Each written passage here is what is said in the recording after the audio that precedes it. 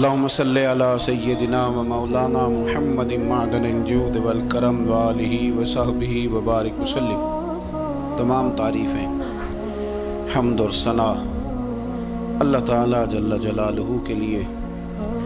درود و سلام نبی رحمت نور مجسم شفیع معظم آقائے کل ختم رسول دانائے سبل احمد مجتبی جناب حضرت محمد مصطفیٰ اعلیٰ تحیت و ثنا کی ذات والا صفات کے لیے حمد و صلات کے بعد آج یکم محرم الحرام ہے۔ امیر المومنین خلیفۃ المسلمین حضرت سیدنا عمر فاروق رضی اللہ تعالیٰ عنہ کا آج یوم وصال ہے۔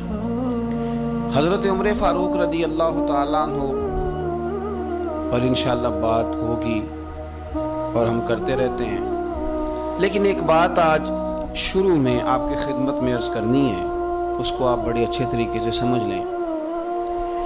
اعلیٰ حضرت فاضل بریلوی رحمۃ اللہ تعالیٰ علیہ سے کسی بندے نے مسئلہ پوچھا، یہ میرے سامنے فتاوی رضویہ شریف پڑھا ہے، اس کی 10ویں جلد ہے اور صفحہ نمبر 105 ہے۔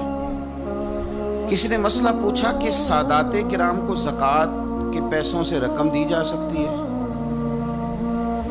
سادات کو ظاہر ہے اس نے اعلیٰ حضرت کے زمانے میں پوچھا مسئلہ کہ آج کل جو سادات ہیں ان کو زکوٰۃ کے ساتھ ان کی مدد کی جا سکتی ہے؟ تو اعلیٰ حضرت نے اس کا جواب لکھا تفصیل کے ساتھ، چاہیے تھا بس اس کا جواب دے دیتے کہ نہیں دی جا سکتی، لیکن صفحہ نمبر 105 پر فرماتے ہیں سارا جواب دے کے نا پیچھے کہ جائز نہیں، صفحہ نمبر 105 پہ فرماتے ہیں کہ یہ کیا بات ہوئی کہ تم نے ان کو زکوٰۃ ہی دینی ہے؟ فرمایا اس طرح کرو، اپنے خالص مال میں سے جس میں 1 روپیہ بھی حرام کا نہ ہو، خالص مال لو اور عقیدت کے ساتھ جاؤ اور سید کی بارگاہ میں ہدیہ پیش کر کے آؤ۔ سید کی بارگاہ میں ہدیہ پیش، اہل بیت نبوت کا جو پیار ہے وہ ایمان ہے، وہ حسن ہے۔ یار یہاں تو لوگوں نے الجھا دیا بہت ساری چیزوں کو، اہل بیت نبوت اور ان ہستیوں کا جب آپ نام لیں تو آپ کے نام لینے سے محبت چھلکنی چاہیے۔ یہ صبح و شام یہ جو دن آپ آئے ہیں نا، تو گھروں کے اندر ہمارے بچوں کے درمیان جب ہم بیٹھے ہیں تو ہمارا لب و لہجہ بتائے کہ ہم رسول اللہ کی اولاد کے غلام ہیں، ہمارا ایک خاص حسن ہو، ایک خاص پیار ہو۔ 10 محرم کو نیاز پکائیں نا، نیاز تو اس طرح کی نیاز نہ پکائیں جس طرح کی روٹین میں ہم نیاز پکاتے ہیں کہ میں نے دے دیا ہے 5000 روپیہ، مسجد میں چاول پک جائیں گے اور چاول پکا کے تو بانٹ دو۔ اپنے دوستوں کی جب دعوت کرتے ہو تو اس طرح کرتے ہو؟ آپ تو ڈھونڈ کے لاتے ہو کہ ہوٹل کون سا اچھا ہے۔ کبھی ایسا بھی ہوا ہے کہ ٹینٹ والے برتنوں میں آپ نے کھانا دے دیا ہو، دوست آئے اور نیاز ہو امام حسین کے نام کی اور تیرے برتن بھی دھلے ہوئے نہ ہو، تجھے پتہ ہی کوئی نہ ہو؟ میری والدہ صاحبہ کہا کرتی تھی کہ جس نے 10 محرم کو لنگر بانٹنا ہے نا، جس نے پکانا جس نے وہ تو الگ بات، جس نے بانٹنا ہے وہ بھی وضو کر کے آئے، وہ بھی وضو کرے۔ وہ سادے لوگ تھے لیکن عقیدتوں سے بھرپور تھے۔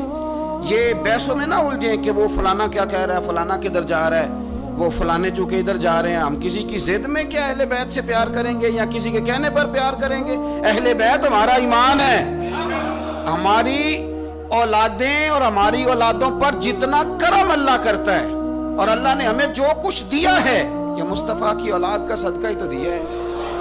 آپ کدھر نکل گئے؟ سنو، میں فتاوی رضویہ پڑھ رہا ہوں، اہل سنت کے امام کی بات کر رہا ہوں۔ سنو، حدیث پاک لکھی ہے اعلیٰ حضرت، 2 حدیثیں لکھی ہیں، ذرا حسن دیکھنا۔ پہلی حدیث کے راوی خود مولا علی شیر خدا ہیں، اور اعلیٰ حضرت رحمت اللہ علیہ کنز العمال اور ابن عساکر کے حوالے سے حدیث لائے ہیں۔ کیا خوبصورت انداز ہے میرے رسول پاک صلی اللہ، یہ مسئلہ بیان کرتے ہوئے نا کہ سادات کو ہدیہ دو، زکوٰۃ نہ دو، ہدیہ دو، خدمت کرو، یہ مسئلہ بیان کرتے ہوئے اپنی بات کو مضبوط کرنے کے لیے 2 حدیثیں لائے اور فرمانے لگے کہ مولا علی شیر خدا رضی اللہ تعالیٰ عنہ فرماتے ہیں کہ میں نے خود اپنے پیارے حبیب سے سنا ہے، نبی پاک صلی اللہ تعالیٰ علیہ وسلم نے ارشاد فرمایا کہ جو میرے اہل بیت کے ساتھ اچھا سلوک کرے گا میں خود قیامت کے دن اسے صلہ عطا کروں گا۔ یہ حدیث مولا علی شیر خدا سے روایت ہے، اور جو اگلی حدیث اعلیٰ حضرت نے لکھی ہے تاریخ بغداد کے حوالے سے، اس حدیث کے راوی امیر المومنین حضرت عثمان غنی رضی اللہ تعالی، حضرت عثمان غنی راوی ہیں. اور ذرا جملے دیکھیے، نبی پاک صلی اللہ علیہ وسلم نے کیا فرمایا. یہاں اہل بیت کے لفظ نہیں، پچھلی حدیث میں اہل بیت کا لفظ تھے، یہاں اہل بیت کے لفظ نہیں. اللہ کے محبوب صلی اللہ تعالی علیہ وسلم فرمانے لگے جو شخص بھی عبد المطلب کی اولاد کے ساتھ دنیا میں کوئی نیکی کرے، میرے دادا کی اولاد کے ساتھ، فرمایا جو بھی عبد المطلب کی اولاد کے ساتھ دنیا میں کوئی نیکی کرے. اور یار سننا، کبھی اس طرح بھی ہوتا ہے، کبھی اس طرح بھی کہ بیٹی غریب ہو، میں مثال دے کے بات سمجھانے لگا ہوں، یا بچے کسی جگہ بھی وہ تعلیم حاصل کر رہے ہوں تو باپ جاتا نہیں کنٹین پہ جا کے کہہ دیتا ہے کہ میرے بچے جو مانگے دے دینا، مہینے کے بعد بل بنے گا تو میں ادا کر دوں گا، یا جو مانگے دے دینا. ٹیچر سے کہتا ہے بچے کو چیزیں دے دینا، پیسے میں دے دوں گا، میرے جو بچے ہوئے. دیکھو حسن، دیکھو میرے رسول پاک علیہ السلام نے جو بیان کیا. اللہ کے محبوب صلی اللہ علیہ وسلم فرمانے لگے جس نے عبد المطلب کی اولاد کے ساتھ دنیا میں کوئی نیکی کی، فرمایا اس کا صلہ مجھ پر لازم ہے، اور صلہ میں اسے تب دوں گا جب قیامت میں میری اور اس کی ملاقات ہوگی. جب قیامت میں میری اس سے ملاقات ہوگی تو میں خود اسے صلہ دوں گا، میں خود اسے صلہ دوں گا، میں صلہ دوں گا. قربان جائیں اعلیٰ حضرت بریلوی پر. اعلیٰ حضرت فرمانے لگے جو حضور نے دینا ہے وہ تو دینا ہی ہے، اور پتہ نہیں کیا کچھ دینا ہے. فرمانے لگے اتنا تھوڑا ہے کہ حضور نے فرمایا جو عبد المطلب کی اولاد سے نیکی کرے وہ قیامت میں مجھ سے ملے گا. تو یہ بہت بڑا صلہ نہیں کہ جو حضور کی اولاد سے پیار کرے وہ قیامت میں حضور سے ملے گا. جان دے دی وعدہ ہے دیدار پر، تو وعدہ کریں دیدار کا، جان دینے کو تیار ہے. فرمایا جو عبد المطلب کی اولاد سے نیکی کرے مجھ پر لازم ہے صلہ دینا جب وہ مجھ سے ملے گا. اور یارو کھل کے پیار کرو میرے محبوب کی اولاد سے، سیدہ پاک سے، شیر خدا سے، امہات المومنین سے، حضور کی شہزادیوں سے، نبی پاک کے حسن سے، حضور کے حسین سے. یار تو بات سمجھنا، کسی کو چنبیلی کا پھول پسند ہے، کسی کو گلاب کا پھول پسند ہے. مدینے والے رسول فرمانے لگے یہ حسن اور حسین میرے پھول ہیں، یہ میرے پھول ہیں، پھول حضور سونگا کرتے. اعلیٰ حضرت فرماتے ہیں کیا بات رضا اس چمنستان کرم کی، زہرا ہے کلی جس میں حسن اور حسین پھول، زہرا ہے کلی جس میں حسن اور حسین. بس کسی نے سادی بات کہی، پریشاندار کہہ دی، اس نے کہا عظمت آل نبی بھول نہ جانا لوگو، اور دیکھنا غیر کی باتوں میں نہ آنا لوگو. یہ چھلکے آپ کی طبیعت بتائے کہ آپ کو حضور کی اولاد سے بڑا ہی پیار ہے، آپ کو نبی پاک کے خاندان سے بڑا ہی پیار ہے. تو باہر کیا یہ بات میں نے شروع میں اس لیے کر دی کہ ذرا نہ کھل کے پیار کرنا ہے حضور کی اولاد. اور یاد رکھیں حضور کی اولاد سے پیار کاری ہو سکتا ہے جس کے سینے میں ابو بکر صدیق بھی رہتے ہوں. ہمیں تو حضور کی اولاد کا ادب بتایا ہی فاروق اعظم نے، یہ سبق پڑھایا ہی عثمان غنی نے. وہ بڑے نا سخت مزاج، اصولوں پر پابند آدمی تھے حضرت عمر بن عبدالعزیز. خاندان کے ایک دو لوگ ایک دو دفعہ سفارش کرانے آئے کسی بات کے لیے حضرت عمر بن عبدالعزیز سے، تو آپ نے نا عملے کے لوگوں سے کہا آج کے بعد میرے خاندان کا کوئی بندہ ہے تو اندر نہ آنے دینا، یہاں کوئی اقربا پروری نہیں چلے گی، خبردار کوئی قریب نہ آئے. لیکن ایک دن نا امام حسن کی اولاد میں سے ایک شہزادے آ گئے. جناب عمر بن عبدالعزیز کو پتہ چلا امام حسن کی اولاد ہے. میں آپ کو قسم اٹھا کے کہتا ہوں، قسم میں نے کبھی نہیں اٹھائی، قسم اٹھا کے کہتا ہوں کہ میرے مرشد کا پوتا کبھی ملے تو میں پیر چومنے کو تیار ہوں، اور میری شرط بھی کوئی نہیں کہ وہ عالم فاضل ہو. کیا اصلہ نال جو نیکی کریے وہ نسلہ تاک نہیں بھول دے. جن لوگوں نے کرم ہمارے اوپر کر دیا پھر ہم ان کی قرآن نے نہیں کہا وَقَانَ أَبُوهُمَا صَالِحًا. موسیٰ کہتے ہیں میں اس لیے دیوار سیدھی کر رہا ہوں، بچوں کا خزانہ ہے، اور ان کا باپ نیک آدمی تھا، وہ 7ویں پشت میں نیک تھا، تو اتنی قدر ہو رہی ہے. مجھے اپنے کسی استاد کا بچہ فون کر دے تو میں چپ کر جاتا ہوں، میں کہتا ہوں یار بات ٹھیک ہے، اصلہ نال جو نیکی کریے تو نسلہ تاک نہیں بھول دے. تو امام حسن رضی اللہ تعالیٰ عنہ کی اولاد میں سے ایک شہزادے آ گئے حضرت عمر، میرا خاندان کا بندہ کوئی نہ اندر آئے. کسی نے کہا یہ امام حسن کی اولاد ہے. جناب عمر بن عبدالعزیز نے ممبر چھوڑا، تخت چھوڑا، شہزادے کو تخت پہ بٹھایا، پھر دونوں آنکھوں میں آنسو اور دونوں ہاتھ باندھ دیے. کہنے لگے شہزادے آج کے بعد آپ نے آنا نہیں، کوئی حکم ہو تو رکھا لکھ دے، اور اگر پھر بھی مجھ سے ملنا ہو تو مجھے حکم کر دے، عمر بن عبدالعزیز چل کے آپ کے پاس حاضر ہو جائے۔ تیری نسل پاک میں ہے بچہ بچہ نور، تو ہے عین نور تیرا سب گھر۔ تو ذرا ہوش سے ذرا تھوڑا سا نا ہماری کیفیت بتائے کہ ہمیں حضور کی اولاد سے بڑا ہی پیار ہے۔ اور ایک بات اور، سید کا بس صحیح العقیدہ ہونا شرط ہے، صحیح العقیدہ ہو، صاحب ایمان ہو۔ باقی آپ بحث نہ کریں کہ نمازیں کتنی پڑھتا ہے، عالم فاضل کتنا ہے۔ بزرگ فرماتے ہیں قرآن کا صفحہ اگر کبھی کیچڑ میں بھی گر جائے نا، اس پہ پیر نہیں رکھا جاتا، اسے پھر بھی دھو کے چوما ہی جاتا ہے، کیونکہ وہ صفحہ قرآن کا ہے۔ فرماتے ہیں تو سید پہ بحث نہ کر کے نیک کتنا ہے اور پرہیزگار کتنا ہے، کرتا کیا ہے، تو اپنے اعمال پہ غور کر، اور یہ سمجھ یہ کوئی عام نہیں، یہ خون رسول ہے۔ اعلیٰ حضرت حضور کے بچوں کی شان بیان کرتے ہیں تو کہتے ہیں آب تطہیر سے جس میں پودے جمے، یعنی یہ جو سیدہ فاطمہ کے بچے پیدا ہوئے ہیں تو یہ آب تطہیر سے جس میں پودے جمے، اس ریاض نجابت پہ لاکھوں سلام۔ تو بڑی تسلی سے، بڑے ذوق سے، بڑے شوق سے منقبت سنیں پورا یہ محرم کے تاج۔ بحث نہیں کریں، مہربانی کرنی ہے آپ نے، بحث شیث نہیں کرنی۔ میں نے آپ کو پہلے بھی بتایا تھا، پھر کہہ دیتا ہوں، میری اماں جی مینوں 10 محرم تو پہلے کہنا ٹوٹیاں لیا دے، کھیر ونڈنی ہے، مینوں لین جانیاں پینیاں سن۔ میں کہنا اماں جی میں پوچھیا اپنے استاداں نوں، برات وچ بھی ختم ہو جاندا ہے، پتیلے چ بھی ہو جاندا ہے، چلو ٹوٹیاں کو فرض نے۔ اور مینوں کہنا کہ میں تینوں ایڈا مولوی مندی نہیں تو مینوں مسئلے نہ سنا، کل دا بال ہے، جا ٹوٹیاں لیا۔ تو 2-3 درجن ٹوٹیاں میں لا کے دیتا۔ میں نے ایک دن پوچھ لیا، میں نے کہا اماں جی حکمت کیا ہے، میرے ساتھ بڑا پیار تھا، اور چلیں بات درد کی طرف چلی جائے گی، رک جاتا ہوں، نہیں کرتا بات۔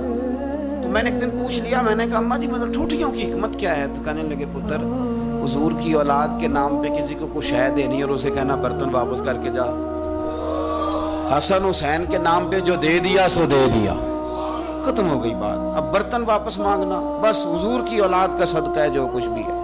تو یہ وہ سادے لوگ تھے، پر ان کا نا مکان کچے عقیدے پکے، مکان کچے عقیدے، ہن مکان پکے دے نال بحث، صبح و شام بحث، جتنی مرضی کرا لو۔ اور ایسے ایسے بھی سیانے بندے دنیا میں ملے ہیں جن کا سیانف کے ساتھ دور دور تک کوئی رشتہ نہیں، لیکن وہ چہرے عقل میں رہ گئے ساری زندگی۔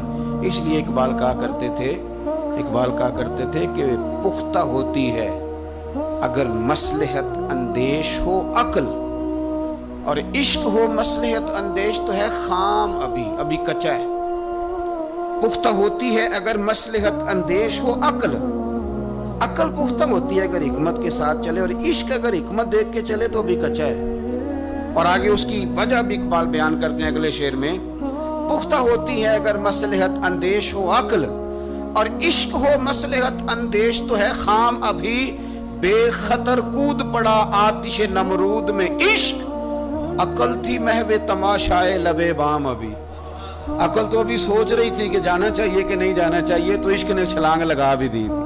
حضرت ابراہیم نے چھلانگ، وہ کہا تھا جبریل امین نے آپ دعائی کر لیں، تو فرمانے لگے اللہ کو نہیں پتا، کہوں تو تب نہ جب اسے پتہ نہ ہو، تو بے خطر کود۔ بہرحال دل میرا کہہ رہا ہے ادھر ہی رہ جاؤں، پر بات حضرت عمر کی کرنی ہے نا۔ حضرت فاروق اعظم جو ہے نا، حضرت عمر فاروق مسلمانوں اور مومنین کے لیڈر تو ہیں، لیکن حضرت عمر فاروق انسانیت کے رہنما ہیں بہت بڑے۔ حضرت عمر جس ہستی کا نام ہے، اس بندے نے انسانیت کے اصول وضع کیے، انسانیت کے۔ حضرت فاروق اعظم نے لوگوں کی بھلائی اپنا ذوق بنا لیا تھا، اور قرآن مجید نے کہا جو ایمان لانے کے بعد اچھے عمل کرے یہی ساری مخلوق سے بہتر لوگ، ان الذین آمنوا وعملوا الصالحات اولئک هم خیر البریہ، جو ایمان لانے کے بعد اچھے اعمال کرے وہی ساری مخلوق سے بہتر ہے۔ حضرت عمر نے نا ایک ذوق بنا لیا تھا کہ میں نے اللہ کے بندوں کی خدمت کرنی اور اپنی ذمہ داری کو ادا کرنا۔ ہمارے ہاں معاشرے میں بہت سارے کام اس لیے خراب ہوتے ہیں کہ ہم نا احساس ذمہ داری بھول جاتے ہیں۔ میرا ادارہ ہے نا، تو میری ذمہ داری ہے، اس کے اندر کوئی کمزوری ہوتی ہے، کوئی غلطی ہوتی ہے، تو وہ اس کی سب سے بڑی وجہ یہ ہوتی ہے کہ میں سست ہو جاتا ہوں۔ مجھے پتہ ہے بہت سارے کام کئی دفعہ میں دیکھتا ہوں کہ صحیح نہیں ہوئے، تو بعد میں جب میں اندازہ لگاتا ہوں تو مجھے پتا ہوتا ہے کہ یہاں میں سست ہو گیا. اگر میں کم سو لیتا 2 گھنٹے تو یہ کام ٹھیک ہو جاتا. یہ بہت سارے وزیر مشیر اور بہت سارے پیر الا ماشاءاللہ، ان کے نیچے کیوں خرابی ہو جاتی ہے بہت ساری؟ وہ اس لیے کہ وزراء کا مزاج نہیں ہوتا اے سی والے کمرے سے باہر نکلنے کا. تو باہر جو طبقہ ہوتا ہے وہ پھر مرضی کرتا ہے. اگر یہ کڑی نگرانی کرے، ان کا ذوق بنے اور سستی چھوڑیں. ہمارے ہاں کئی دفعہ ایسے ہوتا ہے، ہم بہت ساری ذمہ داریاں کبھی بچوں کی ماں پہ ڈال دیتے ہیں، کبھی جو ہے وہ چھوٹے بھائی پہ ڈال دیتے ہیں، کبھی کسی پہ ڈال دیتے ہیں. اس سے بڑے بڑے نقصانات ہوتے ہیں، بڑے بڑے. کسی دوست پہ کوئی ذمہ داری ڈال دی، وہ تیرا یار ہے، تیرا مخلص ہے، وہ سارا ٹھیک ہے، اور اس بیچارے کی ایک کمزوری یہ ہے کہ اس کے ساتھ ایک شیطان بھی رہتا ہے. ضروری نہیں کہ وہ جان بوجھ کے کوئی غلطی کرے، اس کی نگرانی کر، اس کا احتساب کر، اس پر توجہ دے کہ وہ کیا کر رہا ہے. حضرت فاروق اعظم رضی اللہ تعالیٰ نے چھوٹی چھوٹی باتوں پہ توجہ کی، اور آپ نے ایک اصول بنایا. ایک اصول آپ کو یہ مل جائے گا، ابن جوزی علیہ رحمہ نے اس کو لکھا. حضرت عمر فرمایا کرتے تھے کہ حکومت چونکہ میری ہے تو ذمہ داری بھی. یہ نہیں فرماتے تھے کہ اداروں سے پوچھوں گا، متعلقہ آدمی سے پوچھوں گا، یہ نہیں فرماتے تھے. میں اس محکمے کے سربراہ کو، اس منسٹری کے وزیر کو، یہ بات نہیں ہوتی تھی. حکومت میری ہے تو ذمہ داری بھی میری ہے. حضرت عمر فاروق رضی اللہ تعالیٰ نے قانون بنایا، اور اس کو آپ سن لیتے ہیں، کبھی اس کو سمجھنا. انسان کو جو روٹی ملے گی، چھت ملے گی، دوائی ملے گی، کپڑا ملے گا، یہ ساری باتیں ٹھیک. لیکن حضرت عمر فرمانے لگے کہ اگر کوئی کتا بغیر پانی پیے مر گیا فرات کے کنارے صحرا میں، یعنی اس تک پانی نہیں پہنچا، انسان کی بات نہیں. یہاں تو عورتوں کو ہسپتال میں جگہ نہیں ملتی تو وہ رکشے میں بچے پیدا کر لیتی. یہاں تو بہت سارے لوگ ایسے ہیں جنہیں دوائی میسر نہیں آتی اور وہ مر جاتے. کتا اگر میری حکومت میں پیاسا مر گیا تو عمر فرماتے اللہ مجھ سے پوچھے گا کہ ڈیوٹی تو تیری تھی نا، ذمہ داری تو آپ کے صاحبزادے کہتے ہیں کہ ایک اونٹ زخمی ہو گیا، کسی نے اسے زخمی کر دیا. تاریخ الخلفاء میں امام جلال الدین سیوطی علیہ رحمہ نے لکھا ہے اونٹ زخمی ہو گیا، اونٹ کی نا گردن پر نشان لگ گیا زخم کا. اس زمانے میں طریقہ تھا کہ کپڑا جلا کے نا زخم پہ لگایا جاتا تھا. حضرت عمر فاروق رضی اللہ تعالیٰ عنہ نا اب 60 سال عمر ہے، بوڑھے آدمی ہے، جسمانی طور پر بھی کمزوری آ جاتی ہے عمر کے حساب سے. اونٹ کی نکیل کے ساتھ پہلے اسے باندھا، پھر وہ کپڑا جلایا، پھر اپنے ہاتھوں سے اونٹ کا وہ جو زخم تھا نا اس پر وہ کپڑا ڈالنے لگے، اس کو ٹھیک کرنے لگے.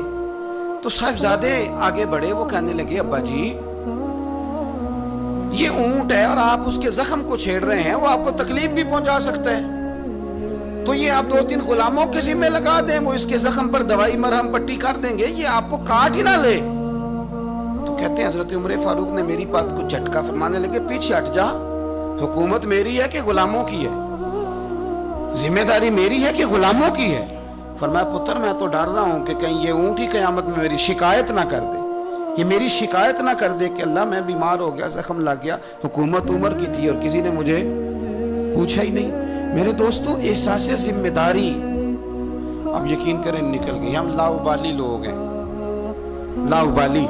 میں کبھی سفر کرتا ہوں بہت زیادہ تو میرے جو ڈرائیور حضرات ہوتے ہیں وہ میرے ساتھ وقت گزارنا خاصا مشکل کام ہے، اس لیے کہ میں گاڑی مجھے چلانی نہیں آتی پر چلواتا اپنی مرضی کی ہوں. تو ان کی خواہش ہوتی ہے کہ میٹر پہ نظر نہ پڑے پیر صاحب کی. تو میں پچھلی سیٹ پہ بیٹھتا ہوں تو میں اس ترتیب سے بیٹھتا ہوں کہ مجھے پتہ چل جائے کہ میٹر اب کہاں پہنچا ہے، اس لیے کہ مجھے پتہ ہے خدا نہ خواستہ کسی جگہ کوئی معاملہ ہوگا نا. اور میں بچوں کو بتاتا رہتا ہوں. ایک دفعہ ایک آدمی غلط کراس کر گیا اور بڑی مشکل سے بچے نے بریک لگائی. بچہ کہنے لگا اس کے قریب جا کے نا تو میں نے بھی اس کو اسی طرح سزا دینی ہے. تو میں نے کہا پتر تو بات کو سمجھ، اسے کوئی بھی کچھ نہیں کہے گا اور ہمیں لوگ کہیں گے تو سیدھے سیانے بیانے ہونا. ہمیں اپنی ذمہ داریوں کا احساس کرنا چاہیے. جب ہم غیر ذمہ دار کسی جگہ بھی ہو جاتے ہیں تو حالات خراب ہو جاتے ہیں. حضرت فاروق اعظم رضی اللہ تعالیٰ نا چھوٹی چھوٹی باتوں کا خیال کرتے. دیکھیں نا امام مسجد، میں روز امام مسجد کے حقوق بیان کرتا ہوں. لیکن مجھے مسجدوں کے آئمہ سے شکوہ بھی ہے، وہ اپنے نمازیوں کا نہیں خیال کرتے، ان کی طبیعت کا نہیں لحاظ کرتے۔ ہم اگر تھوڑا سا لحاظ کریں آئمہ مساجد نمازیوں کا، نبی پاک علیہ السلام نے فرمایا کہ میرا دل کرتا ہے میں لمبی نماز پڑھاؤں، لیکن پھر مجھے خیال آتا ہے کہ پیچھے بوڑھے بھی ہیں، بیمار بھی ہیں، بچے بھی ہیں۔ میرا دل کرتا ہے لیکن میں لوگوں کی تکلیف کو دیکھتے ہوئے نماز مختصر پڑھاتا ہوں۔ آئمہ مساجد اگر تھوڑا سا غور کریں، پیار کریں لوگوں کے ساتھ، تو مسجد کے اندر ایک خوبصورتی والا ماحول۔ یار میرا مطلب ہے کچھ بندے ایسے ہوتے ہیں جو بیچارے غصہ کسی اور کا ہوتا ہے، نکالتے مسجد آ کے ہوتے ہیں، تو گھر میں بھی تو دادا ابو کئی دفعہ اس طرح کاری لیتے ہیں۔ تو تھوڑا سا اگر ظرف بڑا ہو، حوصلہ ذرا بڑا ہو، آپ کو ہنسنا آتا ہو۔ نبی پاک صلی اللہ علیہ وسلم اکیلے بیٹھتے تھے تو متفکر بیٹھتے تھے، اکیلے ہوتے تھے تو سوچتے تھے، اکیلے ہوتے تھے تو سوچتے تھے۔ میری بات پہ غور کرنا، اکیلے ہوتے تھے تو سوچتے تھے، اور جب لوگوں کے بیچ بیٹھتے تھے تو ہنستے تھے۔ لوگوں کے بیچ آ کے منہ نہیں بنانا، وہ اکیلے آپ فکر کریں، غور کریں جو مرضی۔ اکیلے بیٹھتے تھے تو حضور تفکر کرتے تھے، لوگوں میں آتے تھے تو مسکرا کے آتے تھے۔ تو حضرت عمر فاروق اب 24 لاکھ مربع میل کا حکمران اور ہزاروں لوگ جس کے پیچھے نماز پڑھیں، وہ ایک ایک بندے کا خیال کرے، ممکن نہیں ہوتا۔ ایک بڑے جلیل القدر صحابی تھے حضرت سعید بن یربوع رضی اللہ تعالیٰ۔ حضرت عمر کے زمانے میں نابینا ہو گئے، تو حضرت فاروق اعظم رضی اللہ تعالیٰ عنہ لوگوں سے پوچھا کہ سعید نہیں نظر آ رہے، عرض کی حضور ان کی بینائی چلی گئی ہے۔ جناب عمر گھر گئے، تعزیت کی، آپ کو تکلیف پہنچی، اللہ آپ کا بھلا کرے۔ آپ ان سے پوچھتے ہیں بھئی یہاں تو کوئی سپاہی چلا جائے نا دنیا سے تو کوئی صوبائی وزیر یا کوئی افسر آ جائے بس کافی ہے، وزیر اعظم صاحب کے پاس کہاں وقت ہے؟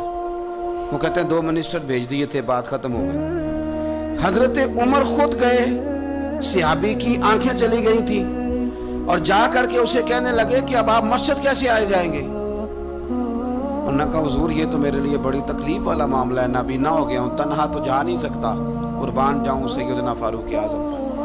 حضرت عمر فاروق رضی اللہ تعالیٰ عنہ نے ایک بندے کی باقاعدہ ڈیوٹی لگائی، فرمانے لگے تیری آج کے بعد ذمہ داری ہے 5 وقت حضرت سعید کا بازو تھامنا ہے، تو انہیں مسجد پہنچانا ہے، اور 5 وقت ان کو گھر لے کے آنا ہے۔ اور فرمایا یاد رکھنا، یہ نہ سمجھنا کہ میں آرڈر دے کے بھول جاؤں گا، میں ہر ہفتے تم سے پوچھا بھی کروں گا کہ تم نے سعید کے ساتھ کیا سلوک کیا۔ تو چھوٹی چھوٹی چیزوں کا فوجی، جیسے کہ میں نے پہلے کہا ہے، اس سال کے بعد نا کبھی کوئی تقریب ہوتی ہے تو بلا کے نا فوجیوں کے بچوں کو، ان کی ماں کو، تو ایک تمغہ دے دیا جاتا ہے پھر چھٹی۔ کبھی کسی نے پوچھا ہے کہ یتیمی میں بچوں کا کیا حال ہوا؟ کبھی کسی نے پوچھا ہے کہ پھر پیچھے کیا حالات ہیں؟ میں کوئی لسٹ نہیں بیان کرتا، لیکن میں ثبوت رکھتا ہوں کہ جن کے لیے ترانے پڑے گئے اور بہت بڑی انٹرنیشنل کانفرنسیں کی گئیں اور میڈیا میں بڑا کچھ دکھایا گیا، ان کے بچوں پر وہ وقت بھی آیا کہ انہوں نے روٹی مانگ کے کھائی۔ یہ فوٹو سیشن کرانا آسان کام ہے، لیکن ان کا خیال رکھنا یہ مشکل کام ہے، مشکل کام ہے۔ بھیج دیا کسی کو، وزیر کو، جا چیک دیا جا کے شہید کی بیوہ کو، وہ فلاں آدمی پولیس میں شہید ہو گیا، تو وہ بیوہ بعد میں بتا رہی ہے کہ وہ چیک میں نے 5 دفعہ بینک بھیجا ہے، وہ کیش ہی نہیں ہوتا، چونکہ فوٹو تو آ گئی، بات تو ختم ہو گئی۔ اور آپ کے ملک میں اس طرح بھی ہوا کہ ایک شہید کے لیے سیمینار ہوا، بہت بڑا تمغہ دیا گیا، اس کی والدہ کو بلایا گیا، اور جب تک تو کیمرے چل رہے تھے تو تب تک تو اس کو بڑا اعزاز تھا، ترانہ بھی باج رہا تھا، بندے آنسو بھی بہا رہے تھے، اور جب ختم ہو گیا سارا کچھ تو پھر اس کی ماں کو ایک کونے میں زمین پہ بٹھا کے، وہ ویڈیو آ گئی اس کی، وہ زمین پہ بٹھا کے نا دور اس کی ماں کو، جس کا بیٹا ملت پر، قوم پر، مذہب پر قربان ہوا، اس کو زمین پہ بٹھا کے تو اس کے ہاتھ میں روٹی پکڑائی گئی اور چھوٹے سے ایک برتن میں سالن ڈال کے اس کے آگے رکھا گیا۔ تو وہ دیہاتی عورت، سب لوگ موج سے کھانا کھا رہے ہیں، جو مہمان خصوصی ہیں روٹی کھا رہے ہیں، جو تمغے دینے آئے، اور جو لینے آئی ہیں اس کو وہاں بٹھا دیا۔ پھر وہ کسی نے ویڈیو بنا کے جب نیٹ پہ ڈال دی تو پھر کہا گیا کہ ہم نے نوٹس لے لیا ہے، وہ پتہ نہیں کس بلا کا نام ہے، ہم نے نوٹس لے لیا ہے، وہ کیا ہوتا ہے؟ میں تو نہیں پتا آج تک اس کا کوئی نتیجہ نکلا ہو، کیا نوٹس لیا؟ کیا بات آئی سامنے؟ کچھ بھی نہیں. وہ جی پتہ کر رہے ہیں, وہ 2-4 بندوں کی کمیٹی بنا دی ہے, وہ کمیٹی خیال کرے گی. کیا صاحب آپ بات کرتے ہیں؟ آؤ میں آپ کو نبی پاک علیہ وسلم کے شاندار غلام کی بات بتاؤں. صحیح بخاری میں حدیث, صحابہ کہتے ہیں حضرت عمر فاروق رضی اللہ تعالیٰ عنہ کے پاس ایک خاتون روتی ہوئی آئی, کہنے لگی خامد میرا شہید ہو گیا اور 4-5 بیٹیاں چھوڑ گیا, تو گھر میں تو بکری کا کھور بھی نہیں, کوئی چیز نہیں کھانے پینے کے لیے. فاروق اعظم رضی اللہ تعالیٰ عنہ نے کمیٹی نہیں بنائی, چیک نہیں دیا, وہ ایک اچھا سا اور ایک خوبصورت سے پیکج کا اعلان نہیں فرمایا, بلکہ فاروق اعظم نے ایک اچھا تازہ تگڑا اونٹ مال غنیمت کے اونٹوں میں سے لیا اور 2 بوریاں اپنے ہاتھوں سے اچھے راشن کی بھری, اس کے اندر ڈھیر سارے نگد پیسے بوریوں میں ڈالے اور وہ دونوں بوریاں اونٹ کے اوپر اپنے ہاتھوں سے, بخاری پڑھ رہا ہوں, ان کی رسیاں باندھی. پھر اس عورت کے ہاتھ وہ لگام تھمائی اور اسے کہا پتر میں نے تجھے اتنا مال دے دیا ہے کہ جب تک یہ ختم ہوگا نا انشاءاللہ تب تک تیرے حالات بھی اللہ بدل دے گا, تیرے دن بدل جائیں گے جب تک یہ ختم ہوگا. وہ خاتون جانے لگی تو آپ فرمانے لگے بیٹا اونٹ نہیں واپس بھیجنا, یہ بھی تیرا ہی ہے, دے دیا تجھے. اب چلے گئی وہ خاتون. تو صحابہ کہتے ہیں ہم نے پوچھا کہ جناب آپ تو بڑے کفایت شعار ہیں, آپ تو بڑی بانٹ کے چیزیں دیتے ہیں, تو آپ نے اس بچی کو اتنا کچھ دے دیا اور بیک وقت دے دیا اور واقعی بہت زیادہ دے دیا اور نقدی پیسے بھی دے دیے. حضرت عمر فرمانے لگے تم نہیں نہ جانتے, میں جانتا ہوں. یہ میرے نبی پاک کے صحابی حضرت خفاف بن ایمار رضی اللہ تعالیٰ عنہ کی صاحبزادی ہے, اور میں نے حدیبیہ کے مقام کے اس کے باپ کو حضور کی خدمت کرتے دیکھا ہے. میں نے انہیں جنگیں لڑتے دیکھا ہے, اس کے باپ کو, اس کے بھائی کو. فرمایا وہ تو بچی آئی ہے تو میں تمہیں کیا بتاؤں, مجھے تو تکلیف شروع ہو گئی ہے کہ اسے آنا کیوں پڑا ہے, خود آگے بڑھ کے میں کیوں خدمت نہیں کر سکا, اسے آنا کیوں پڑا. عزیز دوستو یاد رکھنا, اصلہ نال جے نیکی کریے تے نسلہ تاک. کچھ لوگ ایسے ہوتے ہیں جنہیں قدر ہوتی ہے, وہ قربان کر دیتے ہیں ہر شے, لیکن اصولوں پر کبھی سمجھوتا نہیں کرتے. حضرت سیدنا فاروق اعظم رضی اللہ تعالیٰ انہوں نے اتنا نوازا اس بچے, اور پھر اثار کر کے نوازتے تھے. ہمارا یہ مزاج بن گیا کہ جو شے بھی آئے پہلے میرے گھر آئے, اور لوگ کئی دفعہ گھر بچاتے سارا کچھ ضائع کر بیٹھتے, ہر شے, ہر چیز, حتیٰ کہ معاذ اللہ دین ایمان, دعائیں بھی, پیسہ بچ جائے, گھر بچ جائے, باقی جو شے جاتی ہے وہ جائے. لیکن سیدنا فاروق اعظم کا رنگ بڑا انوکھا ہے, انداز بڑا نرالا ہے. ایک جگہ سے نا چادریں آئیں بہت ساری. میرا خیال ہے کہ جو بہترین چیز ہوتی ہے نا وہ لوگ پہلے گھر رکھ لیتے ہیں. یہ قربانیاں ہوئی ہیں نا جی, تو 4-4 5-5 رانے جنہوں نے 6-6 بکرے کیے, وہ پہلے انہوں نے سائیڈ پہ کر لی. مجھے ایک سنگی بتانے لگے کہ اس دفعہ آپ کی دعا سے خیر ہوئی ہے, ہم نے مکس کر کے گوشت بانٹا ہے, ورنہ پہلے اسی طرح کرتے تھے کہ جو رانے ہیں نا وہ ساری سائیڈ پہ کرو اور باقی پھر اکٹھا کر کے اللہ کے راستے میں دے دو. اللہ کی راہ میں جو دینا ہے, جو اپنی راہ میں دینا ہے اس کا طریقہ, اور اللہ کی راہ میں دینا ہے معاذ اللہ تو اس کا سٹائل اور ہے. فرمانے لگے کہ چادریں آئیں اور بڑی بڑی قیمتی چادریں آئیں, تو فاروق اعظم رضی اللہ تعالیٰ عنہ نے کوئی اس میں تخصیص نہیں کی, 1-1 2-2 3-3 4-4 بانٹتے رہے. چادریں تھی عورتوں والی. اب جو سب سے نیچے سے چادر نکلی وہ اتفاق سے بڑی شاندار نکل آئی. آخر میں جو رہ گئی نا, صبر کریں تے موتی مل سن, تے ذکر کریں تے ہیرے. یہ صبر کریں تے موتی مل سن, ذکر کریں تے جے پاگلا مانگو رولا پاویں, نہ موتی نہ صبر کریں تے موتی مل سن, ذکر کریں تے. آج کل لوگ شور ڈال کے سارا کچھ کرنا چاہتے. تو چپ کر کے کونے میں بیٹھ جا, تو بیٹھا رہے تو ڈرنا دے, پوچھنے والا خود ہی تجھ سے پوچھ لے گا تو کدھر سے آیا ہے. وہ ختم ہو گئی بات. صبر کیا نا جب, وہ چادریں ساری, تو ایک چادر اب اپنے گھر والوں کے لیے انہوں نے چادر ابھی دینی تھی, وہ سب سے نیچے قیمتی چادر نکل آئی. تو چادر بڑی حسین ہے اور باری بھی حضرت عمر کی لگ گئی. ان کے گھر جانی تھی چادر ان کی اہلیہ کے لیے. تو ایک صحابی کہنے لگے یہ آپ کی زوجہ جناب ام کلثوم رضی اللہ تعالی عنہا پر بڑی جچے گی چادر، بڑی حسین ہے، اور یہ خاتون اول کو بڑی جچے گی۔ تو حضرت عمر کہنے لگے ام سلیت رضی اللہ تعالی عنہا ایک خاتون ہے، یہ چادر انہیں دوں گا۔ کہا ان کو کیوں دیں گے؟ فرمانے لگے اس لیے کہ احد میں جب بہت سارے لوگ زخمی ہو گئے تھے تو میں نے اس بی بی کو دیکھا تھا مسکیزہ اٹھا کے نبی پاک کے غلاموں کو پانی پلا رہی تھی، تو یہ خوبصورت چادر اس کے حصے میں آئے گی جس نے رسول اللہ کے دین کی خدمت کی۔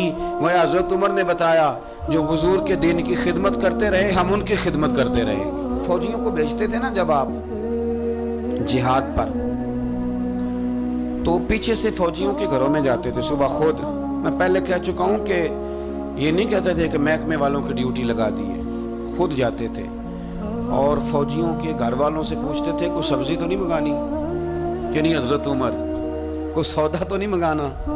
تو وہ خواتین کہتی کہ ہاں زیتون لانے والا ہے، پنیر لانے والی ہے، گھی لانے والا ہے، ستوں کی ضرورت ہے۔ تو فاروق اعظم نے لسٹ پکڑی ہے، تو بازار میں آتے تو شور مچ جاتا امیر المومنین آئے، لوگ پوچھتے آپ کیسے آئے؟ فرمانے لگے وہ فوجیوں کے گھروں میں سودا پہنچانا ہے۔ ایک دفعہ قحط بھی پڑا تھا حضرت عمر کے دور میں، عامر رمادہ اس کو کہتے ہیں، 8-9 مہینے بارش نہیں ہوئی تھی۔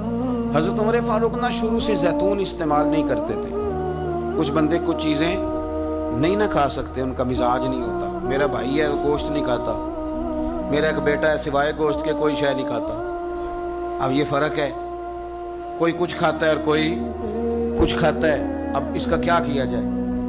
اپنا اپنا لوگوں کا مزاج ہے۔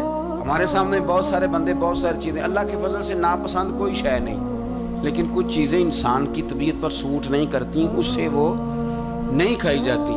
یہ الگ بات ہے کہ لوگ پیر صاحب کو بلیک میل کرتے ہیں، کہتے ہیں کھائیں، ہم نے وضو کر کے پکائی ہے، یا آپ نے وضو کر کے پکائی ہے تو وہ جو دوائی کھا کے ہضم کرے گا، تو آپ مہربانی کریں، وہ نہیں کھانا چاہ رہا تو آپ اس کو تھوڑی سی گنجائش ہی دے دیں۔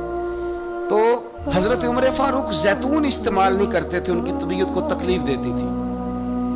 اب قحط کا زمانہ ہے، آپ کا مزاج تھا گھی کے ساتھ سالن پکتا تو کھاتے، تو قحط پڑا نا تو گھی بہت مہنگا تھا اور زیتون سستا تھا، تو حضرت عمر نے کہا سارے زیتون ہی کھائیں گے۔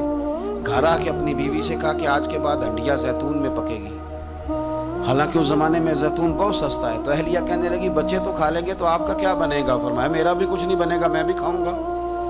اب ایک آدمی نے ایک چیز کبھی نہیں کھائی پھر وہ روز کھانی پڑے، 4-5 دن بیت گئے تو پیٹ سے گڑ گڑ کی آوازیں آنے لگی، اس نے پیٹ خراب کر دیا۔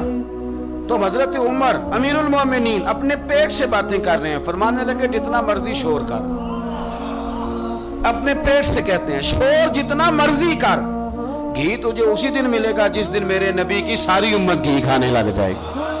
کار شور جتنا مرضی تو نے کرنا ہے، یہ اسی دن ملے گا جس دن حالات نارمل ہو جائیں۔ ابھی کہتے ہیں ابھی تجھے گھی مل سکتا، حالات نارمل ہوں گے تو ملے گا، کار شور جتنا تو نے کرنا۔ میرے بھائی یہاں تو لاک ڈاؤن ہوا، حالات بدلے، بڑی لوگوں کو پریشانی ہوئی، چاہیے تو یہ تھا نا کہ وزیر کے پاس 2-3 گاڑیاں پروٹوکول کی ہیں، وہ 3 ہی دے دیتے، ایک رکھ لیتے جس میں سفر کرتے ہیں۔ لیکن ہمارے ہاں نا لوگ غریبوں کا درد بیان کرتے ہیں لیکن اس کا عملی اظہار۔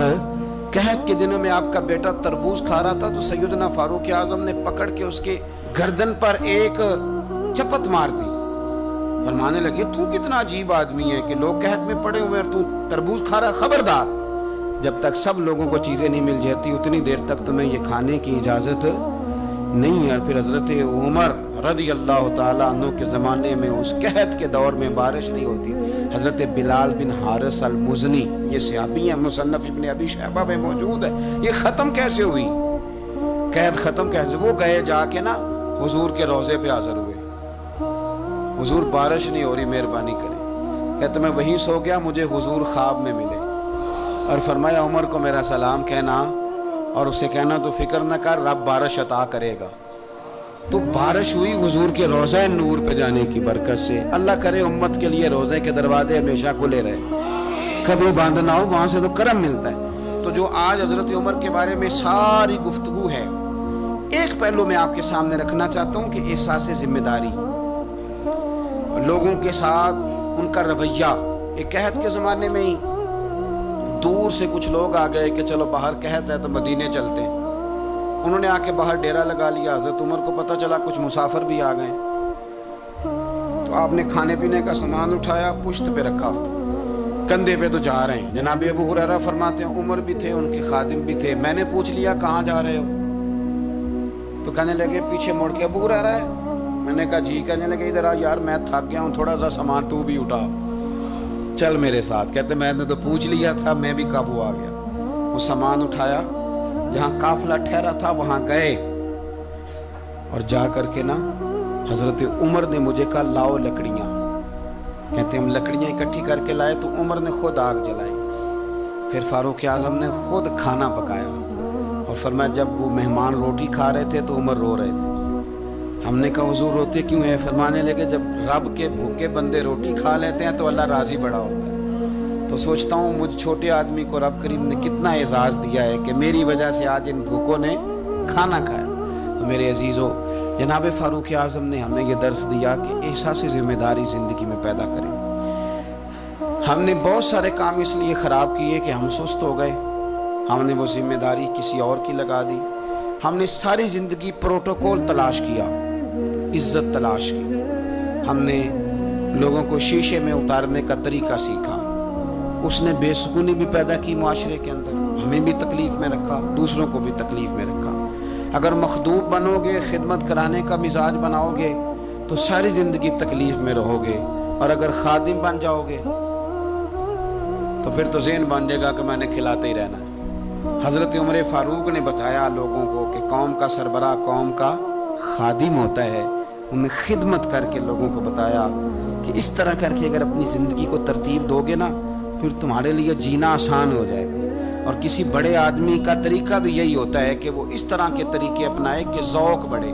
حضرت عمر کو لوگ کام کرتے ہوئے دیکھتے تھے تو ان کا ذوق بڑھتا تھا, ان کا بھی دل کرتا تھا. وہ کہا تھا نا اقبال نے, وہی ہے تیرے زمانے کا امام برحق جو تجھے حاضر و موجود سے بیزار کرے, اور موت کی شکل میں دکھلا کے تجھے جلوہ یار, زندگی تیرے لیے اور بھی دشوار کرے, مشکل کر دے تیرے لیے جینا. وہی ہے تیرے زمانے کا امام برحق. تو حضرت فاروق اعظم کے اس کردار کو سمجھیں. دعا ہے اللہ تعالی ہمیں ان کے نقش قدم چلنے کی توفیق عطا فرمائے. آخر دعوانا